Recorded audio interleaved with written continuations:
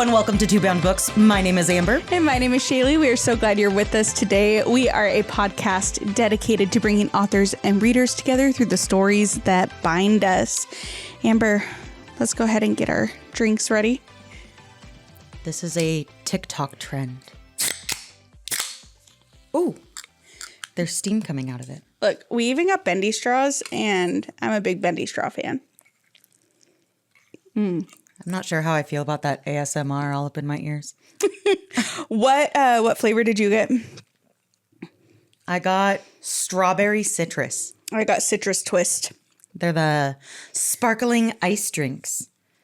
And there's caffeine, and it is like, we record at night, so this will be fun. Whoa! Mine tastes kind of like Sprite. Mine, I'm not really sure what it tastes like. I'm still deciding. We'll figure it out. Yeah. So we both just got back from some time away. Yes. I went to Hawaii on a vacation, and you were in DC on a work trip. How'd your trip go? I wish it was a vacation. It was 8 days, solid work, lots of seminars that we went to, lots of educational pieces to add into my job. And so not a lot of time to do the things I like to do, which include reading. And it was also really weird having to distinguish what state I'm from. Oh, yeah, because we live in Washington and you were in Washington, D.C. Yeah, so we'd be like, or they'd be like, oh, where are you from? And we're like, Washington. And they're like, oh, like right down the road? And we're like, no, like the state. Don't you know you always have to say Washington State? I'm not that used to it. For living here basically your entire life. I'm not that used to it. That's funny. I naturally say I'm from Washington State. I like to be as less specific as possible. Okay.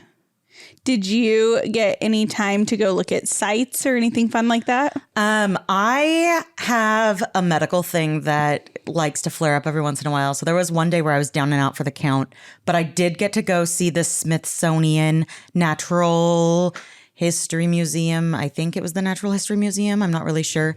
I don't know. And then we also got to see the aerospace.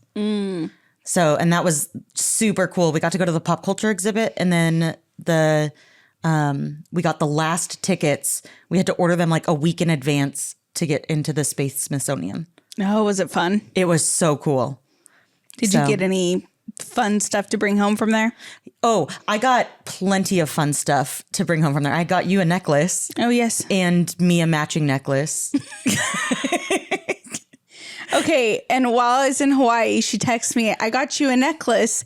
And you know what's funny, you guys, is Amber loves giving gifts. Like, it is one of her love languages is to give gifts to other people. Correction. I like to give meaningful things to people. Yes. So, I don't like to just give things to people. I like to give meaningful things to people. But you bet she brings me stuff all the time, and I'm thankful for it, but it's not something that comes as natural to me. So while I'm in Hawaii, I say to my mom, I have to get Amber something because I know her and she's going to get me something in DC. And so I made sure to get Amber a bracelet.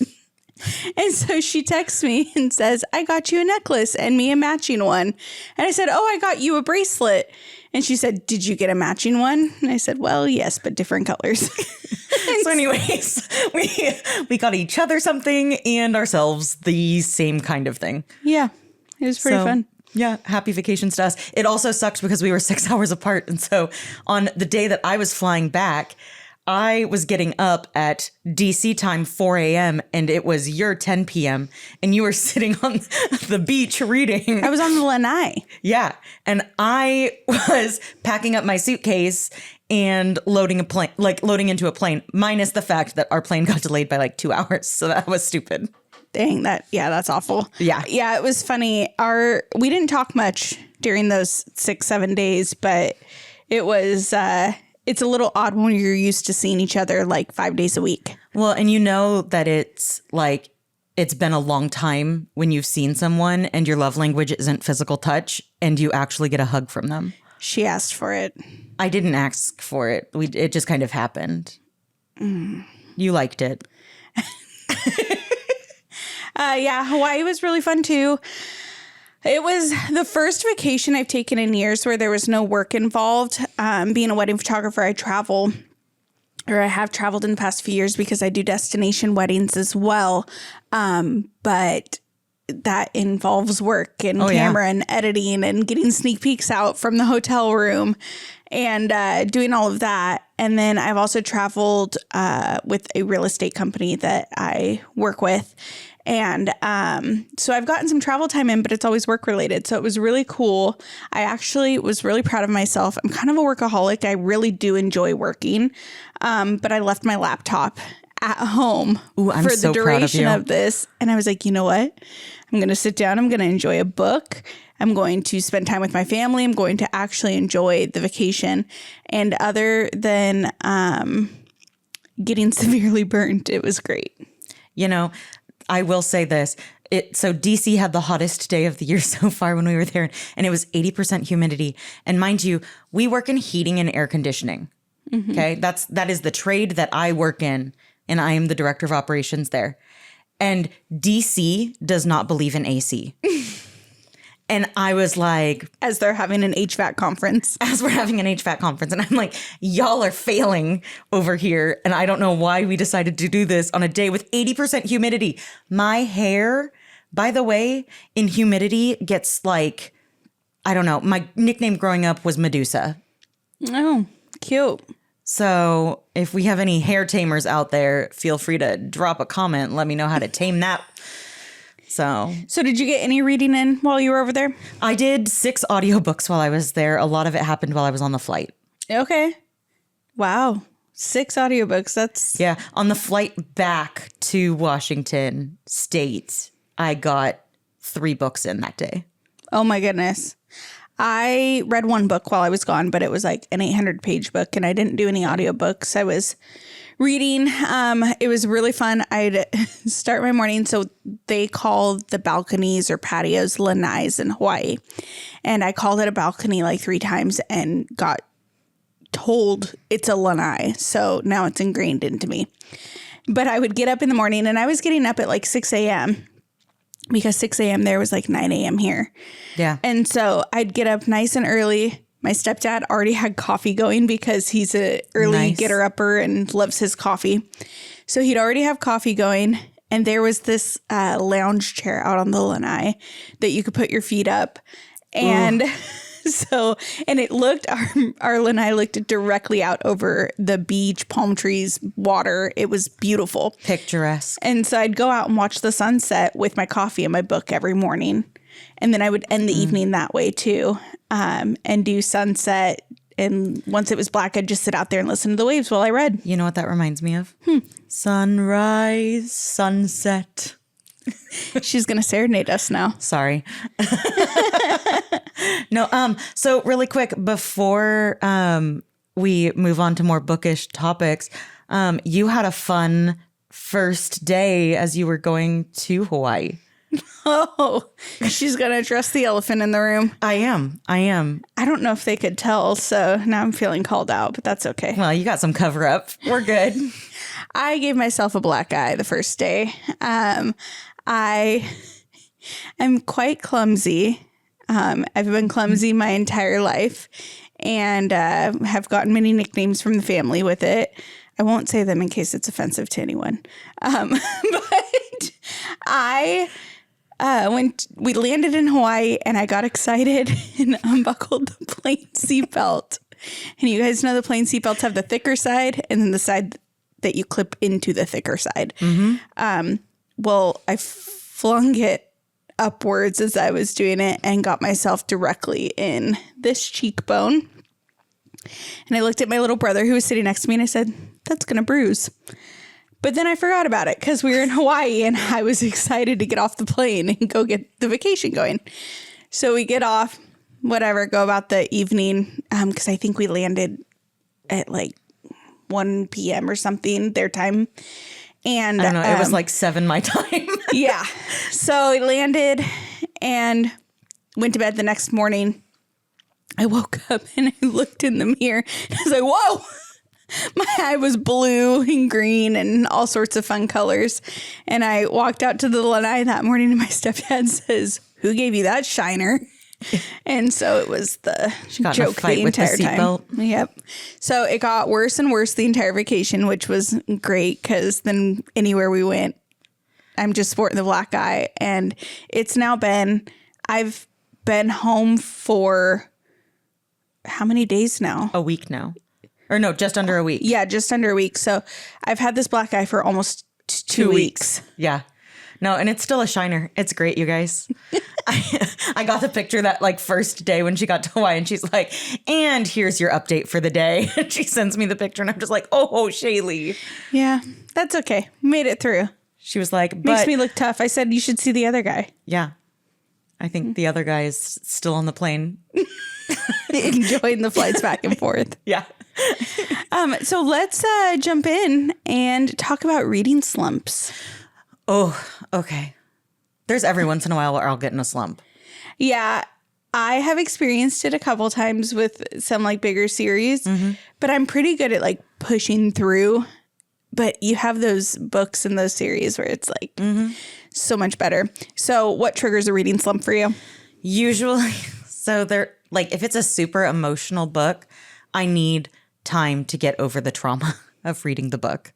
And I'm very in tune with my emotions and I'm okay having emotions. And if a book is highly emotionally demanding, I tend to want more recovery time for said book. Despite that, I just finished P.S. I Love You. And that's an old one. Yeah. P.S. It makes you sob about a quarter of the way through. And then you just continue crying the entire rest of the way through. And I knew that it was either going to put me in a slump or I needed to get like moved on to the next emotion pretty quickly. So I chose a more spirited read for my next one that was lighter so that I could at least transition into the real world again. Yeah. I read The Last Letter by Rebecca Yarros, and that one was sad. Like, so sad. And I cried majority of that book, too. And it was like a couple spots that were more intense than others. Yeah. But afterwards, I just kind of sat there and looked at the book. I'm like, okay, where do I go from here? Yeah. And you have to read, like, a rom-com at that point to try and get your life back. I literally, so this was on Monday that I was reading this or listening to it. And I FaceTimed Shailee really quick. And she's like, "What do you need?" And she looks at me, she's like, "Oh my gosh, what's going on?" And I just have tears just streaming down my face. And then my husband calls me. He was at a golf tournament all day. And he's like, "Are you okay? You're texting me really depressing things." And I'm like, "I just need you not to die." And he's like, "Are you okay?" And I'm like, "No, I am distraught." And it was bad. Anyways. Oh my Lord. Yeah. It was so bad emotionally. Yeah. There's those ones, man. Do you feel like arc responsibilities are helpful or overwhelming during a slump? Well, it depends on the read. I feel like it's not helpful for me. I have some that are like, "Yep, that's solid. That's a good book. That could get me out of a slump." Like the Non-Magical Declan Moore got me out of a slump. Okay. But then I have others where I'm just like, "Nope, I can't do this emotionally right now." And it will either hurt or hinder the progress in the reading of the book. Do you find, because both of us are pretty consistent readers, we both usually have a book going at all times. Sometimes it takes us longer on one than it would another. But do you ever catch yourself after a slump just not reading for a couple days? Every once in a while. I went through this series that was like, it was 36 books. And it's by Tanya Kappas. And it is honestly a miracle that there's any people left in the town because it's a murder mystery book. there's like multiple people that die throughout the, and they're like happy stories or like funny and quirky, and but like there's a death in it.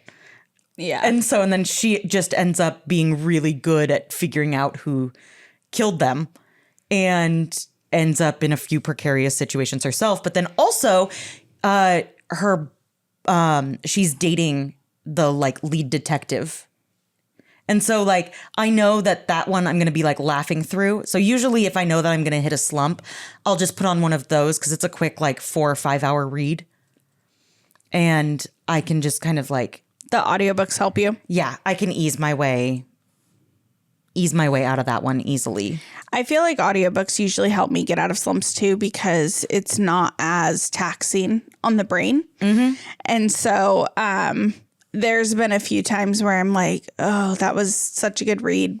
It was kind of a long read, good read. I'm like, I just need like a rom-com that I can listen to that's lighthearted and doesn't take too much brain power. Yeah, and that's where like the Tanya Kappas books, like they don't take a lot of brain power for me to like muscle through. I can listen to them and I can usually laugh my way through the entire book. And like, I love them. Okay, well, let's talk tropes.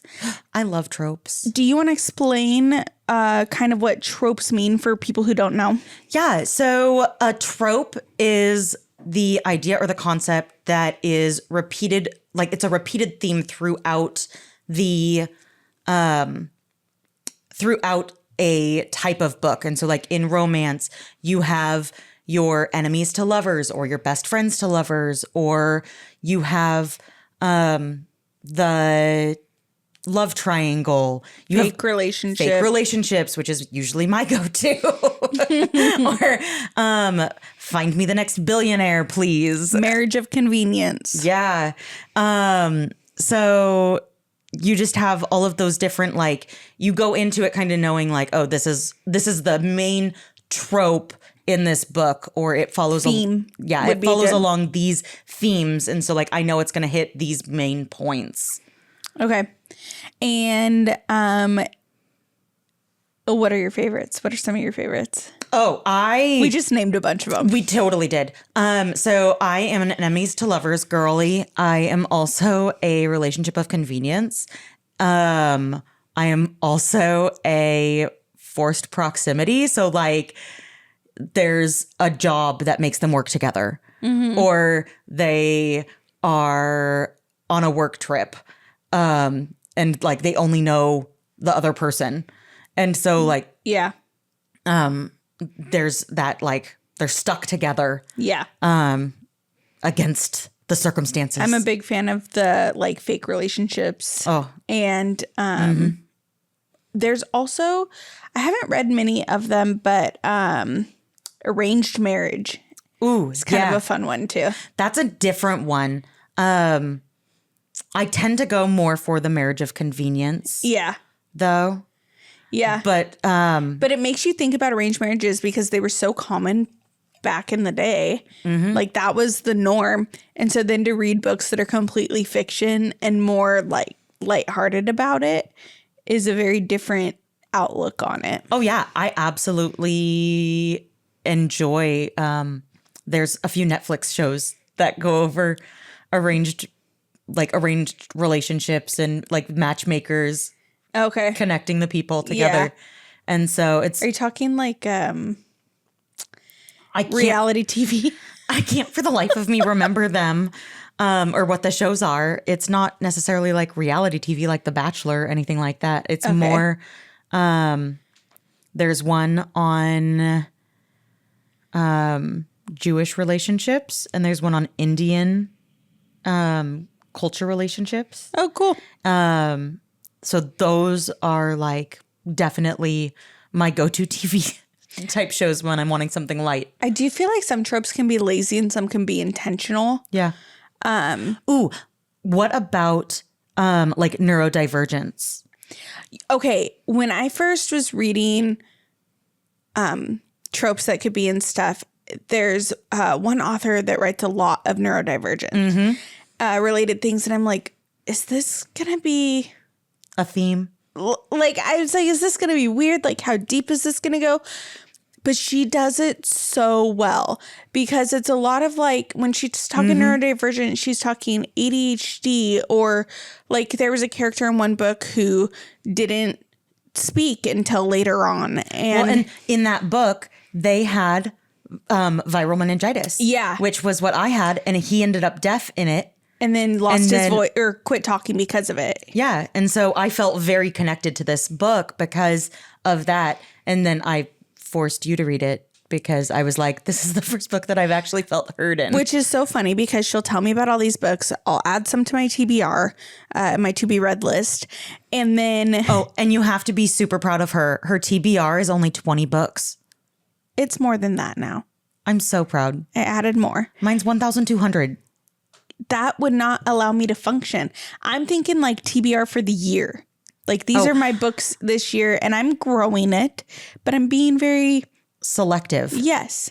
Because I don't want to put books on there to have to clean them out again when I don't want to read them in a month. Oh, well, I just read all the time. Yeah, no. We do our list very differently, as we've talked about. Yours would make me I'm a go book insane. dragon. I'm a hoarder. Yeah.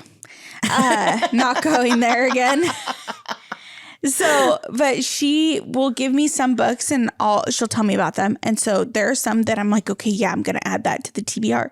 But then I forget that she recommended them to me. I end up going and reading them or listening to them. And I'm like, oh my gosh, have you read this book yet? And she's like, yes, I recommended it to you. I recommended it to you 3 months ago. Thank you for getting right into that. But that was a good one. But yeah, this author does such a good job writing neurodivergence, and it feels so relatable. It's so easy to understand the character, and so I think that when it is done well, it is such a good trope because it's so relatable. It feels real. It's not like the billionaire fake romance. I know, but it's truly like the day-to-day life that people with neurodivergence lives. Yeah. I have actually fallen more into the neurodivergence trope more and more just in regards to like the relationship aspect of the neurodivergence. Yeah.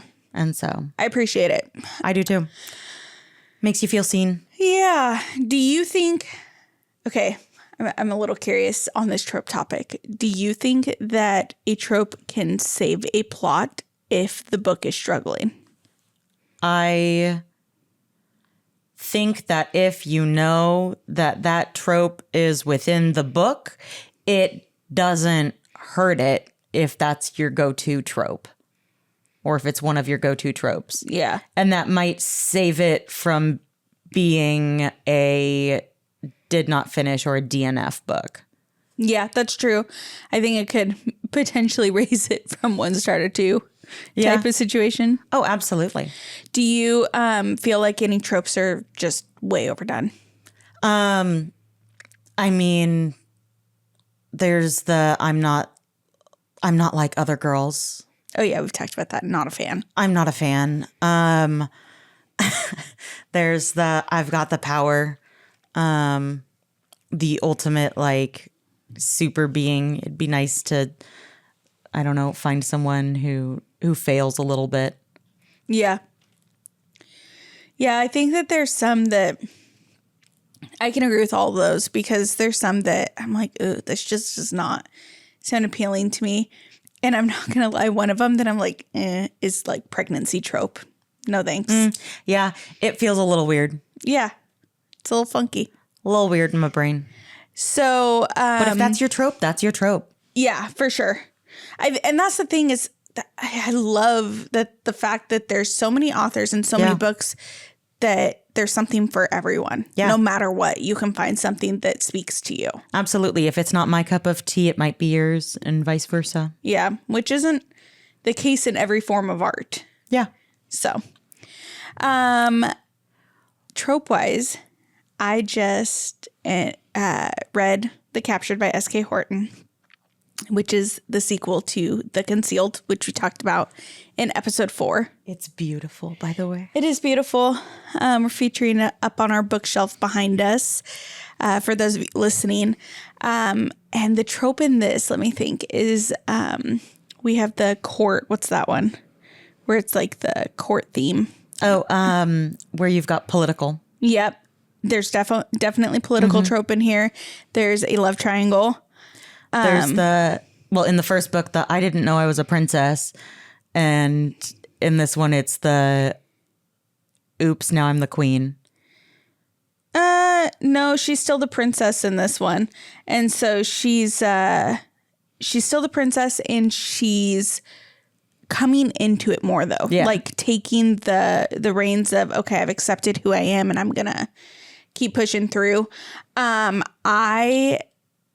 we have the 3 POVs in this book instead of what was in the last one. So and POV is point of view. Right. So we're getting Cate's point of view, who's the princess that we talked about, who was from Oregon. And then we have Lucas's point of view, who is the knight in her father's kingdom, like his number one knight. And then we have Daniel, who is the prince from the other kingdom that's always been rivals. So there's Caleb and Tara. And Daniel and Cate are an item. Yeah, they fell in love. And Lucas has a thing for Cate and has from the beginning. And so it's really interesting. We talked about the concealed ended on a cliffhanger while the captured ended on more of a cliffhanger. This one ended pretty insane and I don't want to ruin it for anyone. I will say that throughout this book, I felt like it was, SK Horton is a phenomenal writer. And I will say this also. She does a really good job of growing the characters with you.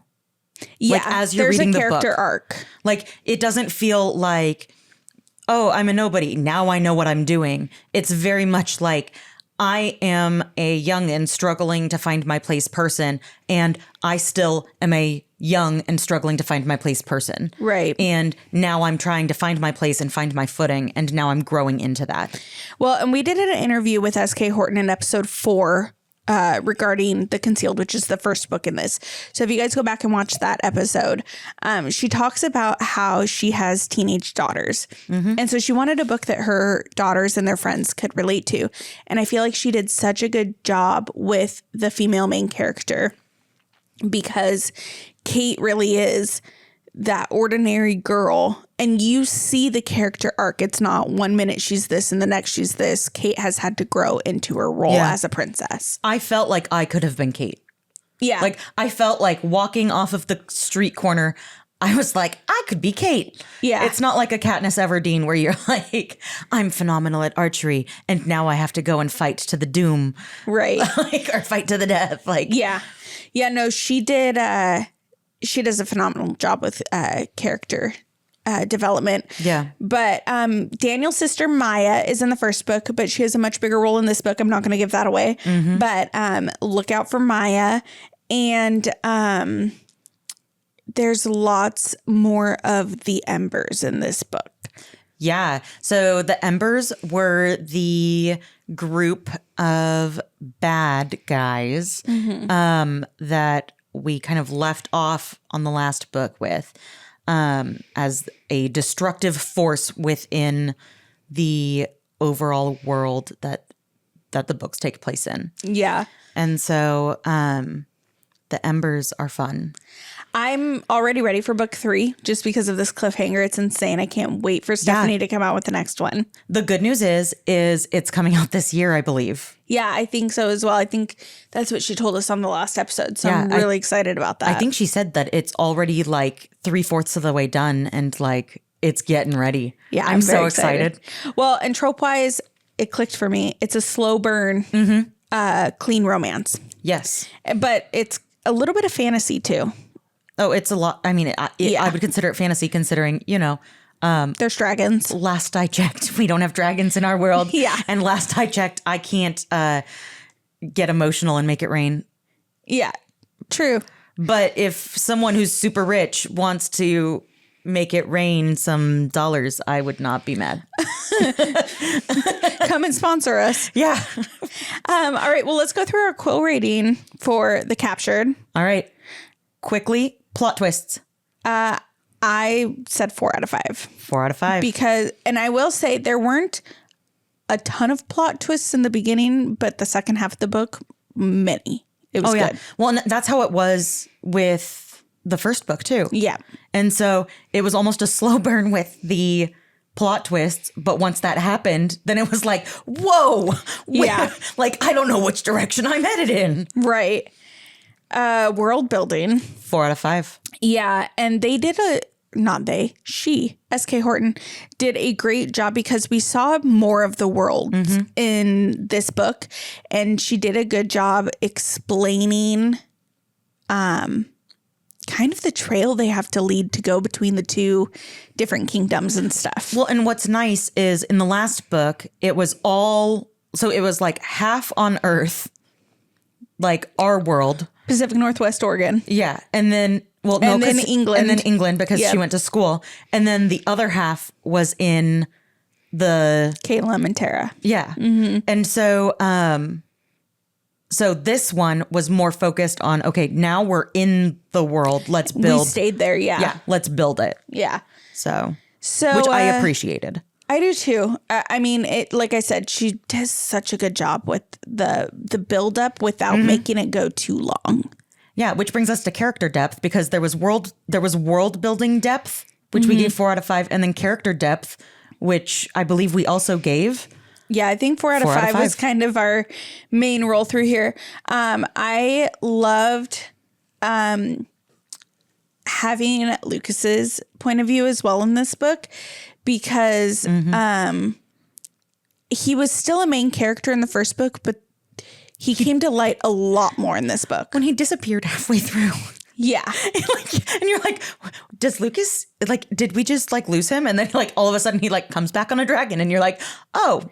Yeah. Okay. So I do feel like the character depth was there and we learned a lot more about the characters. It was good to see, for those of you that read the first book, you know that there was some youthful tendencies in the relationship between Cate and Daniel. And you see them grow relationally in this book with how they handle conflict. Yeah. Well, and so I made a comment a few episodes ago where we were talking about multiple point of views and how if you have more than 2 point of views, pick a character and stick with it so that you can grow.